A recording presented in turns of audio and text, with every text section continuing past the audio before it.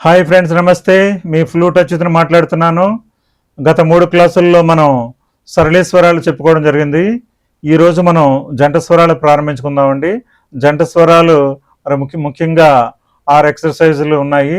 6 ఎక్సర్సైజుల్లో ఈరోజు 3, వచ్చే వారం 3 ఎక్సర్సైజులు చెప్పుకుంటే మనకి జంట స్వరాలు పూర్తవుతాయి. మరి అతి ముఖ్యమైనవి ఈ జంట స్వరాలు. మనం ఎంత ఎక్కువ సాధన చేస్తే మన ఫ్లూట్లో అంత మెలోడీ, అంత స్పష్టత ఉంటుంది. కాబట్టి మరి గతంలో కూడా ఎన్నిసార్లు మనం చెప్పుకున్నాం, జంట స్వరాలు, సరళి స్వరాలు అనేటటువంటివి నిత్యం సాధన చేయదగ్గవి, చెయ్యాలి అని చెప్పేసి కూడా మనం గతంలో చెప్పుకోవడం జరిగిందనమాట.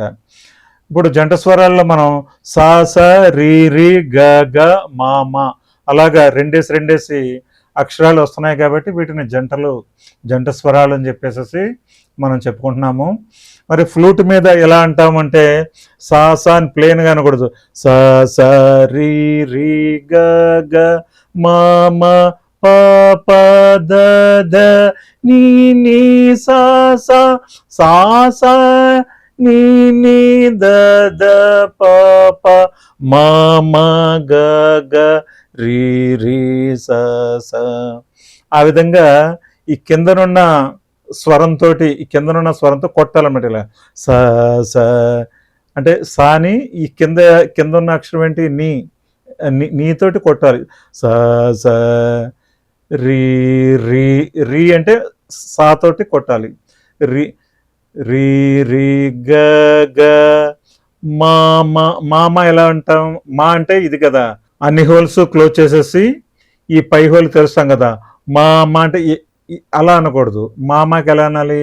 మా మా మా మా మా అంటే కొట్టాలంటే ఈ కింద ఎడం చేతి ఉంగరం వేలుంది కదా, ఈ వేలుతో మా మా మా మా అనాలి. మా మా ప ప ద ద నీ నీ సా సా.